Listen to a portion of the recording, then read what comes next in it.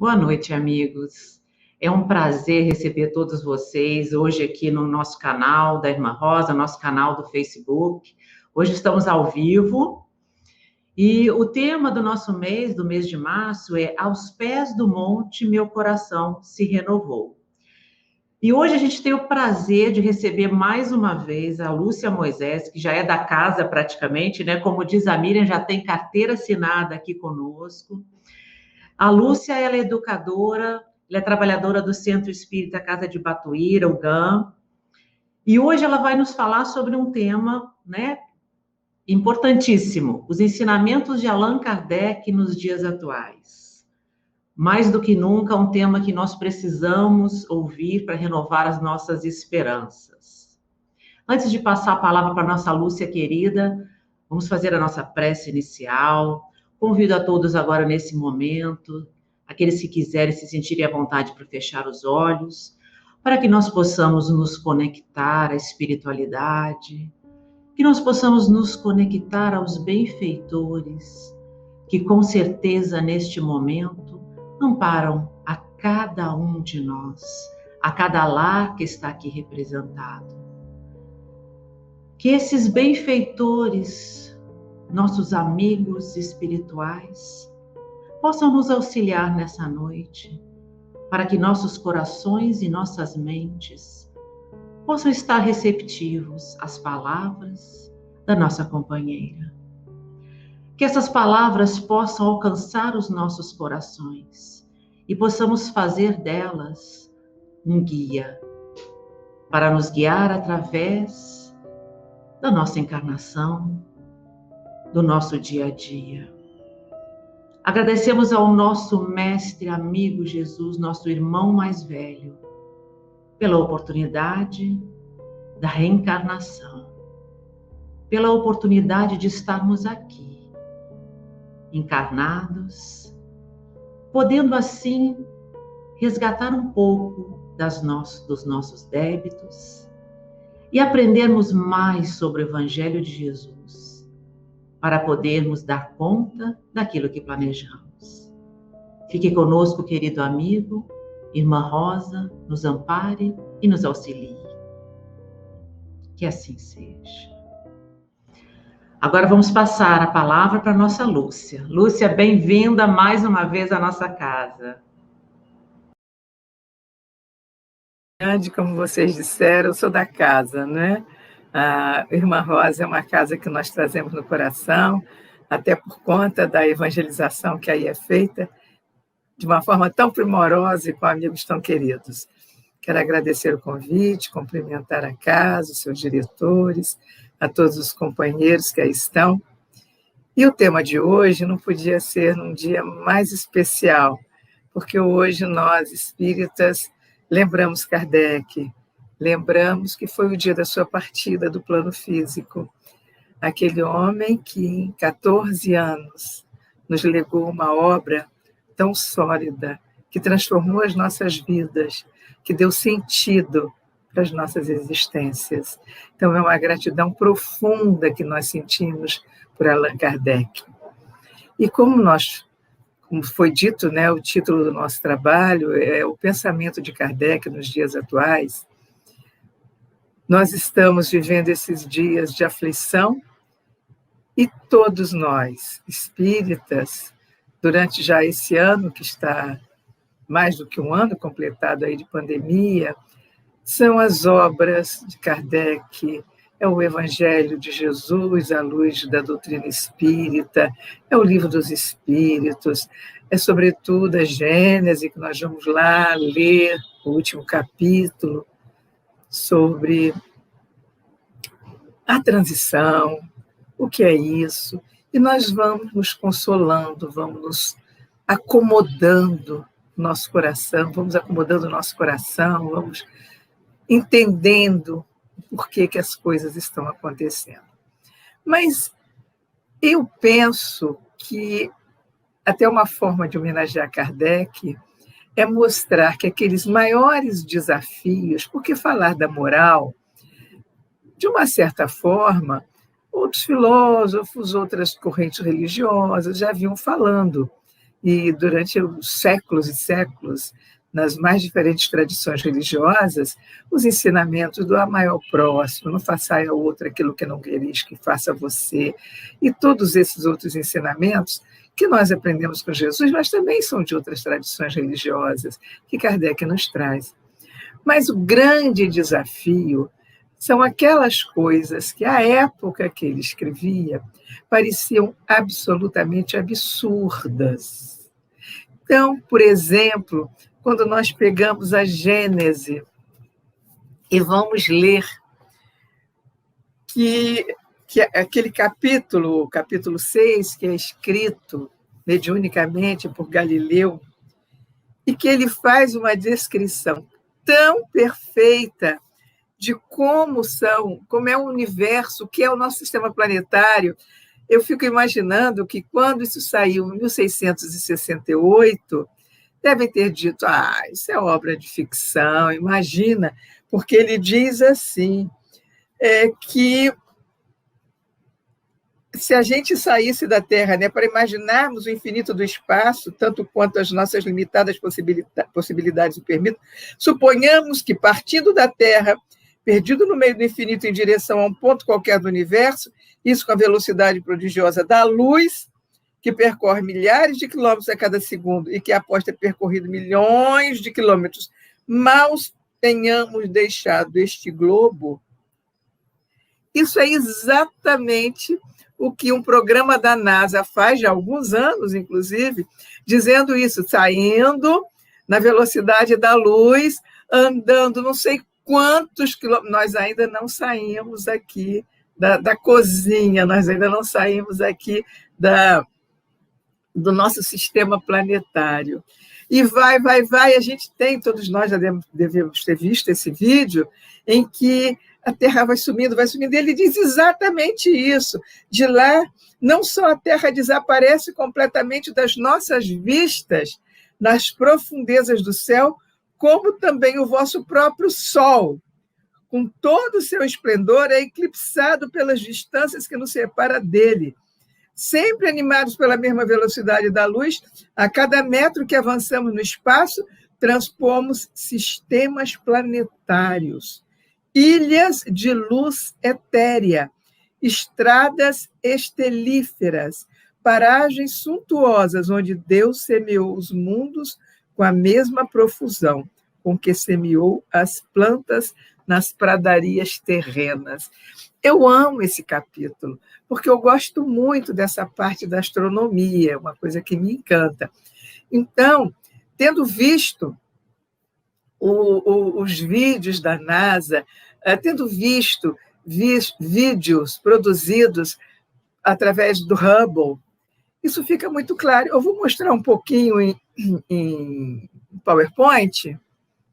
Vamos aqui compartilhar a tela.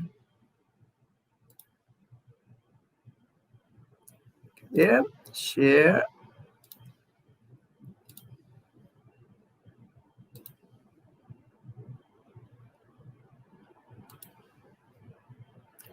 Deixa eu voltar aqui. Que share isso. Espera aí. Vocês me desculpem. Tá.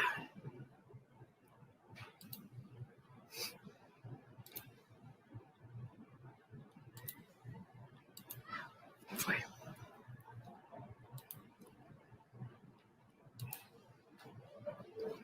Então, nós temos aqui, por exemplo, tanto o Hubble quanto o Kepler, que estão mapeando há anos, né? Mapeando o sistema solar. E vejam, nós hoje sabemos que aquelas palavras de Jesus, que há muitas moradas na casa do meu Pai, nós não temos mais dúvida, porque é isso. Nós sabemos hoje, como ele diz, que Deus semeou mundos como semeou as plantas. Hoje nós não temos dúvida de que existe mais estrelas no universo do que os grãos de areia em todos os lugares, todas as praias da Terra. Ou seja, o que existe é estrela. Nós temos aqui no dia 30 de março, ontem, a detecção de 4.704 4 planetas fora do sistema solar, com 3.463 sistemas planetários. E alguns, como esse aqui, por exemplo, o do meio, têm condição de vida semelhante à Terra. Então, a ideia é de que praticamente todos esses sistemas solares teriam planetas numa situação de distância do seu Sol, em condição de ter vida. Nós ainda não conseguimos provar a vida nos outros planetas.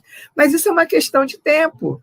Porque, vejam, aquilo que Galileu falou lá atrás, há 100 e tantos anos, que seria absurdamente criticado, Kardec teve coragem de publicar. E quando ele dizia, a doutrina espírita vai acompanhar a ciência, e se for necessário ela vai corrigir, quando eu lia isso as primeiras vezes, eu dizia, isso é humildade. Hoje eu tenho certeza, eu digo, não, é a convicção absoluta que ele tinha de que aquilo estava certo. Mas existem outras áreas que outros pesquisadores estão pesquisando, algumas até muito conhecidas nossas, mas algumas outras eu gostaria de chamar a atenção, porque antes era mais restrito, essas pesquisas eram mais restritas mesmo a espíritas, mesmo no tempo de Kardec. Alguns fizeram pesquisa sobre reencarnação, memórias de vidas passadas, essas coisas. Mas hoje, quem está produzindo isso é cientista. Então, nós vamos ver, por exemplo, o tema da reencarnação, que lá atrás começou a ser estudado na Universidade de Virgínia pelo Ian Stevenson, lá na Índia pelo Banerjee, aqui no Brasil pelo professor Hernani Guimarães Andrade, e que contam casos extraordinários, tem muitos livros, publicados em várias línguas. O doutor Ian Stevenson foi um pioneiro, porque dentro da Universidade de Virgínia ele criou esse departamento de estudos sobre esses fenômenos, e ele, então, vai estudar a reencarnação, publicando, como nós falamos, e aqui no Brasil nós temos, por exemplo, o livro do doutor Hernani, Reencarnações no Brasil, mas o doutor Ian Stevenson, quando desencarnou, deixou na Universidade de Virgínia um sucessor, o Jim Tucker, e que hoje ele é uma figura das mais conhecidas, porque ele aparece em televisão, ele continua pesquisando, ele pegou todo aquele protocolo de pesquisa do Dr. Ian Stevenson, seguiu e passou a pesquisar sinais de nascença, sobretudo em países que acreditam em reencarnação. Então, há casos interessantíssimos nesse livro, Vida Antes da Vida, em que ele vai mostrar, né, uma pesquisa científica das lembranças que as crianças têm de vidas passadas. Vai pegar a criança que ou contava, ou que já ainda conta, casos de vidas passadas. E tem casos muito interessantes que nós vamos mostrar aqui, mas eu queria falar dos sinais de nascença, porque em lugares onde as pessoas estão desencarnando, estão muito doentes, velhinhas, e que acreditam na reencarnação e que eles vão voltar para a mesma família, fizeram marcas na pele, aquelas pinturas que os indianos usam assim, na testa, usaram na nuca, e aí nasce a criança com aquela marca idêntica, e esta criança se lembra. Então, esses são os avanços, né, como eu falei, das marcas de nascença. Ele tem estado na televisão, eu trouxe, inclusive, aqui uma imagem dele na televisão falando desse caso, do menino que lembra que era o avô reencarnado. E esse caso é fantástico, eu vou tentar resumir para não gastar muito nosso tempo. Esse menino, ele diz que ele é o avô reencarnado e começa a deixar os pais assim muito desconcertados, porque desde 1 ano e meio de idade ele diz, quando eu era pequeno, quando você era pequeno e eu era grande, quem te dava banho era eu. Ele mal sabia falar. E um dia, quando chegou na casa dele uma série de fotografias que vieram da casa dos avós que já não existiam mais, que tinham desencarnado, o avô dele tinha morrido 1 ano e meio antes dele nascer, ele olha as fotos e começa a dizer, esse sou eu. Todas as fotos que aparecia o avô, ele diz, esse sou eu, esse sou eu. E ele vai se lembrar de um caso que aí poderia ser transmissão de pensamento, mas aí, lá pelas tantas, aparece um carro, e ele olha para o pai e diz: papai, você... diz o nome do pai, não o papai, chama de papai, não. Ele fala o nome do pai como se fosse ele o pai. Fulano, você se lembra? Esse foi o carro que eu mais gostava. Ele tinha 8 anos, 5 anos. Esse era o carro que eu mais gostava. É nessa idade que ele está aí, não sei se é 5 ou por volta de 6. Você se lembra que eu fiz um volante para você de madeira e a gente saiu os dois juntos dirigindo? Você de brincadeira? E o pai fica muito assustado porque ele disse que tinha apagado isso da memória. Mas é verdade. Então, vejam, casos assim que vêm nesses livros e que fazem muito sucesso, inclusive na televisão. Por quê? Ele é um cientista, ele não é espírita, ele não está preocupado com isso, mas ele vai provando, né, que a vida continua. Esse caso é muito conhecido, esse livro é muito conhecido, do menino que era esse piloto. E ele vai lembrando dos mínimos detalhes de como foi desde os 2 anos de idade. Ele grita, ele lembra da morte do piloto do avião caindo. Então, eu recomendo a leitura desse livro, A Volta, que é extraordinário. No final, a gente tem um tempinho para conversar, eu posso dar depois as referências. A questão da imortalidade da alma me chama muita atenção essa história dos transplantados. O Dr. Gary Schwartz, ele é da Universidade de Arizona e começou a se interessar pela questão da imortalidade. Ele, quando perdeu o pai, ele disse: não é possível, deve ter alguma coisa. Aí ele escreveu um livro chamado A Energia Viva do Universo, e nesse livro ele tem um capítulo inteiro dedicado a memórias de transplantado. Eu vou resumir rapidamente um caso que ele ouve, ele pega os protocolos de um outro médico, Dr. Paul Pearson. Dr. Paul Pearson tinha ele tinha uma moça que o ajudava. E essa moça, que era uma médica já formada, quando ela era estudante de medicina, ela e o noivo eram estudantes de medicina, ele desencarnou. E ela, então, sugeriu que o coração dele fosse doado. Como ela era muito cética, muito séria, um dia ela pediu ao Dr. Pearson que queria conhecer o receptador o receptador, porque o noivo foi o doador. Quem foi que recebeu, né, o transplante do coração? E então, eles marcam num determinado local, no hospital, na capela do hospital, e o Dr. Pearson do lado.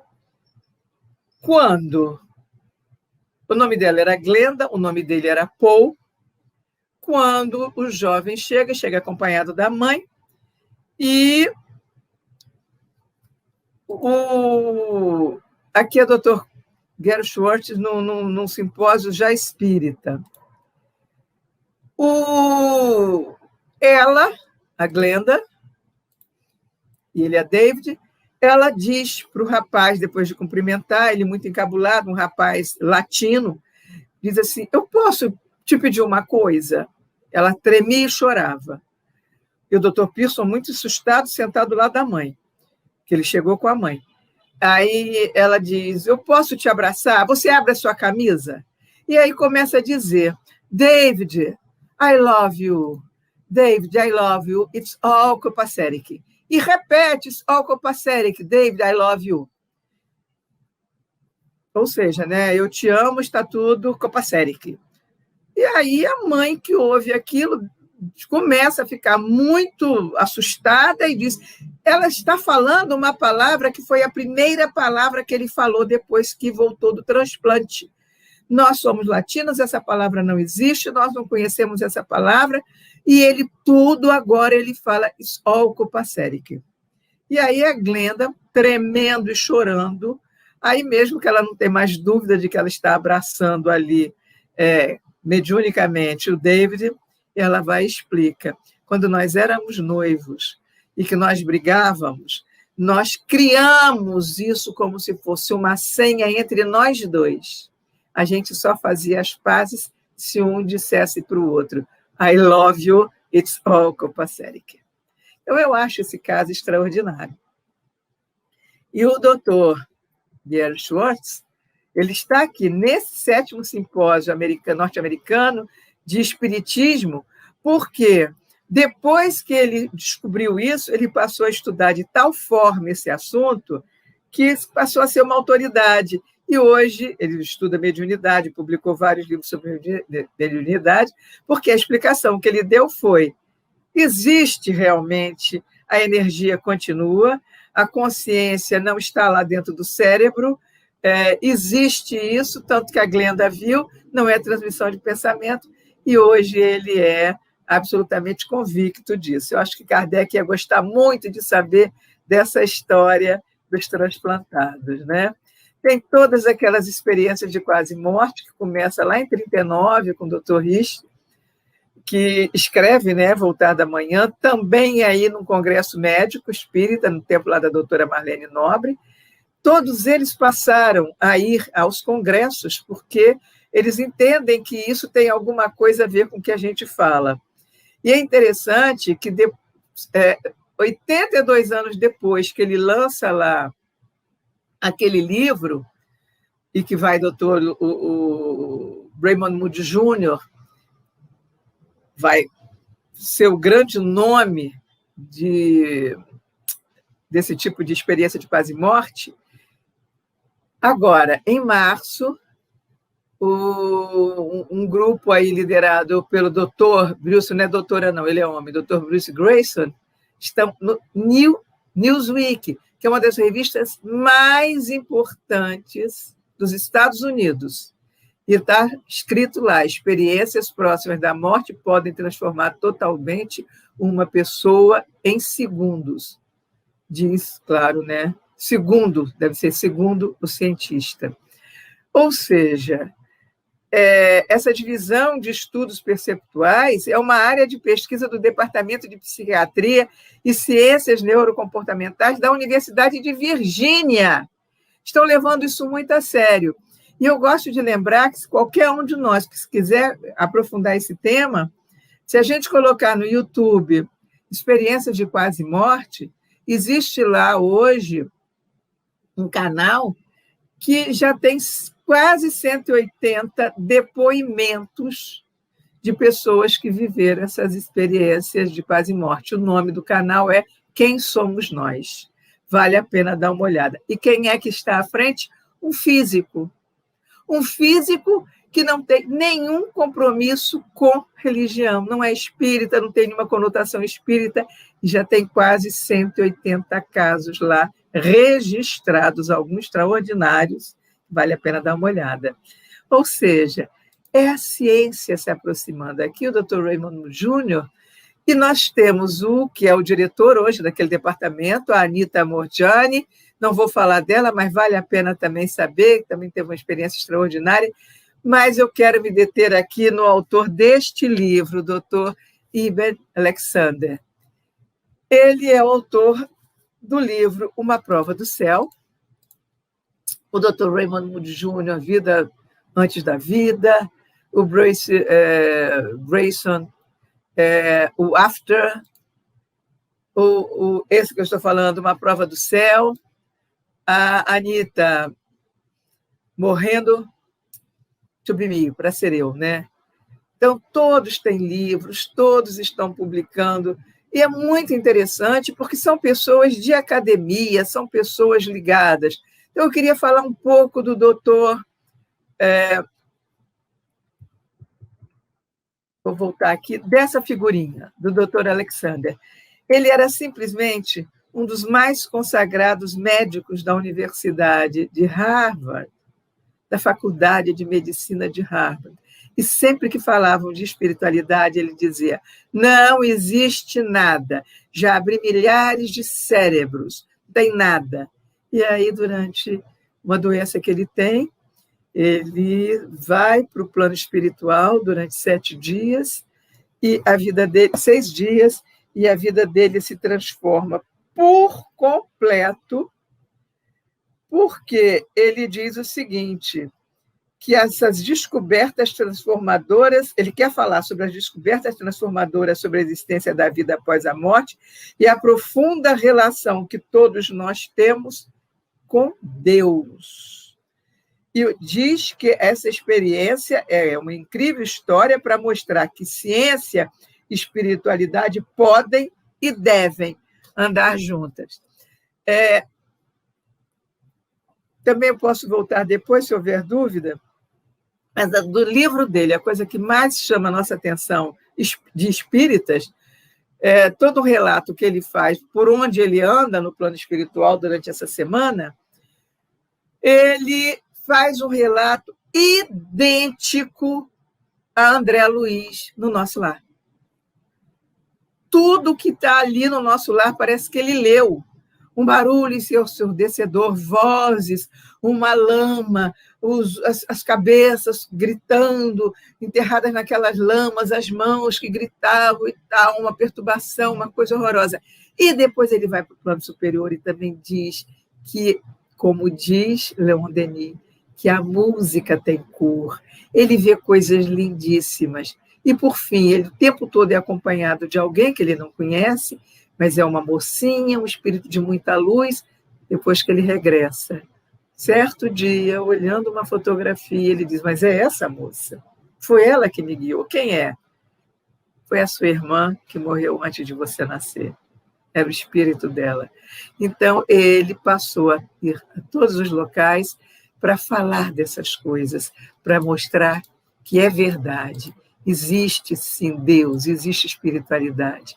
E, para terminar, eu gostaria de trazer a história que Kardec fala lá na Revista Espírita de julho de 1860, que o espírito está como que aprisionado e sofre essa contrição, mas nem por isso deixa de pensar como espírito, do mesmo modo que um prisioneiro atrás das grades. De quem que ele está falando?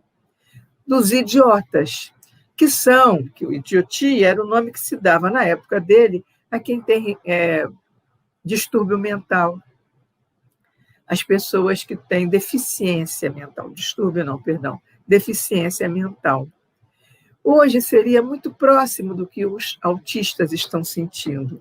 Ele vai dizer coisas muito semelhantes ao que esta moça autista não falante aprendeu a digitar no computador, e o dia que ela conseguiu, aos 11 anos, fazer com que as pessoas a entendessem, porque até então ela só gritava, batia, se agredia, ela escreve isso, está lá no Facebook para quem quiser ler. Por uma parte significativa da minha vida, fiquei sem voz. Ninguém conseguia ouvir meus pensamentos ou minha voz interior que eu queria divulgar. Gritos de estou aqui ecoaram em minha cabeça. Eu era uma prisioneira presa com uma mente linda que queria mais vida. Gostaria de encontrar uma maneira de me comunicar com qualquer pessoa que me ouvisse, tentando mostrar a eles que eu estava dentro do meu corpo. O espírito está como que aprisionado e sofre essa constrição, mas nem por isso deixa de pensar como espírito, do mesmo modo que um prisioneiro atrás das grades. Quando eu leio isso, deixa eu sair.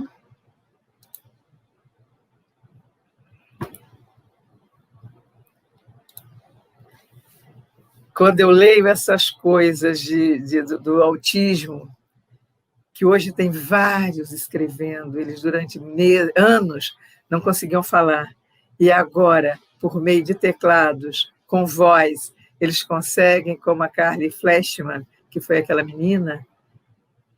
Eu fico imaginando quanta coisa ainda nós vamos aprender, quanta coisa nós ainda estaremos daqui a um pouco mais tendo comprovações científicas claríssimas, e por tabela, toda aquela parte científica sendo provada, por que não a parte moral?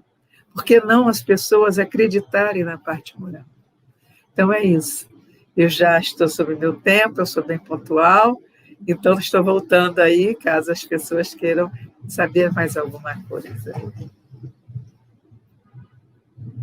Com você aí, as meninas do backstage. É a Cibele, essa noite. Isso. Eu acabei Ai, de Lúcia, você podia ficar falando mais um tempão, não tinha problema nenhum, estava muito bom. São 30 minutos, mas a gente volta se precisar. Ah, com certeza vamos te chamar, a gente te chama sempre, né? E é muito bom. Eu digo aqui agora, se alguém quiser alguma pergunta. Nós temos uma perguntinha aqui, está aqui no meu celular, vou ler. Lúcia, mesmo com tantos fatos ao alcance de todos, muitos ainda relatam a sensação de que Kardec está ultrapassado. Na sua opinião, o que pode nos levar a esse pensamento? Eu acho que é falta de estudo, falta de conexão com a ciência, porque, veja, todas essas coisas que nós mostramos estão aí. É só a gente pesquisar, é só a gente saber, não se interessar. E eu só dei uma pálida ideia, gente, porque ainda tem outros assuntos que também são muito interessantes. Eu poderia fazer uma palestra inteira sobre memória de transplantado, porque são tantos os casos hoje que tem, são tantas as coisas. Então, sobre mediunidade, as provas da mediunidade, os confrontos de mediunidade, as pessoas que confrontam com fatos, o próprio Chico Xavier quer mais. Então, eu penso que é falta de, primeiro, talvez preconceito, pessoas que gostam de outras coisas. Eu não sei, é difícil julgar, mas, muito pelo contrário, eu acho que Kardec está cada dia mais atualizada. E eu até sugeri a vocês assistirem um vídeo do André Peixinho, com esse mesmo tema, com enfoque completamente filosófico, que é lindíssimo. É lindíssima a palestra dele. Eu assisti outro dia e ele fala da interexistencialidade, ele fala que Kardec conseguiu juntar áreas diferentes, que era uma coisa absolutamente nova e que hoje se faz.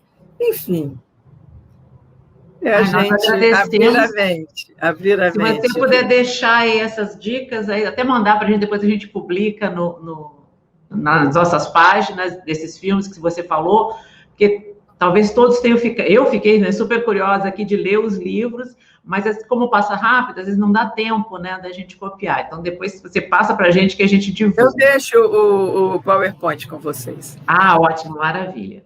E temos mais uma perguntinha.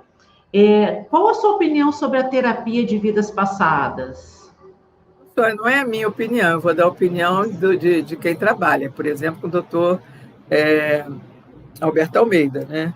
Então, já ouvi mais de uma vez ele faz, mas em casos extremamente restritos, recomendados, com médico, com psiquiatra, com médico que conheça bem o que está fazendo, e no caso também ele espírita, mas jamais por curiosidade, jamais para satisfazer aí um ego, até porque nós sabemos que, de um modo geral, a humanidade da Terra não foi lá essas coisas, né? Nós não fomos santinhos. Então, às vezes, as pessoas se desestruturam até. Se vai fazer por pura e simplesmente para saber, porque nós tivemos um passado meio complicado. Então, eu diria que eu acredito, sei que tem muita gente séria que faz, né? Mas precisa ser feito com quem saiba e sobre estrita necessidade, conflitos existenciais que prejudicam a saúde e que muitas vezes naquele pequeno flash, porque são pequenos flashes, não são coisas assim, essa é minha vida toda, não. É aquele pedacinho, aquele momento, aquele que vai desatar o nó que está tendo na presente encarnação.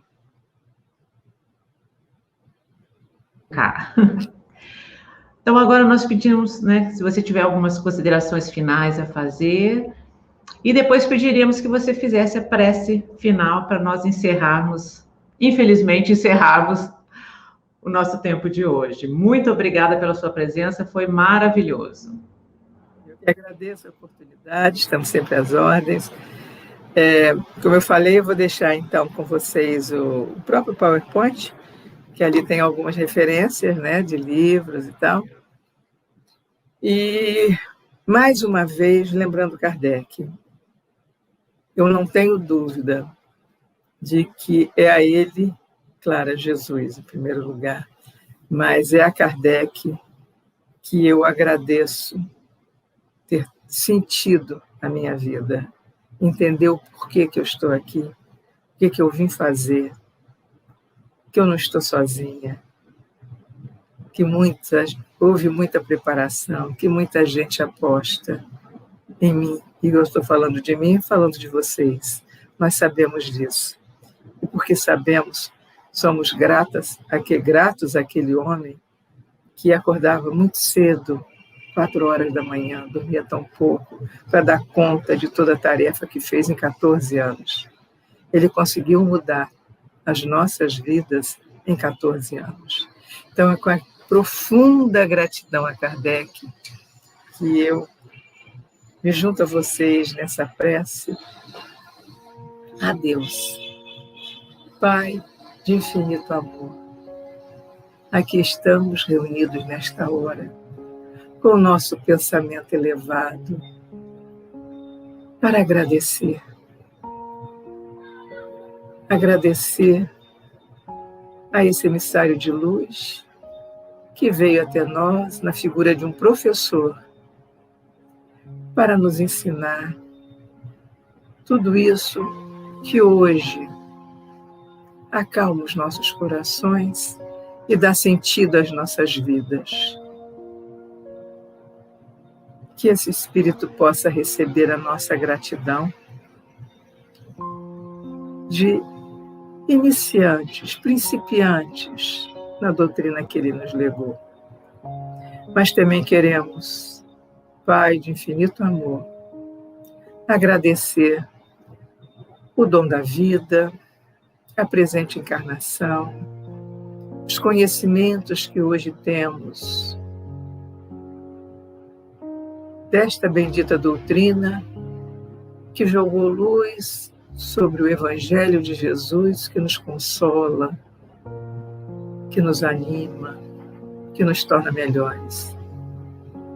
E com esse sentimento de profunda gratidão, nós queremos também agradecer aos mentores espirituais dessa casa, pedindo a Deus que os abençoe, que abençoe todos os tarefeiros, que abençoe todos os lares aqui conectados,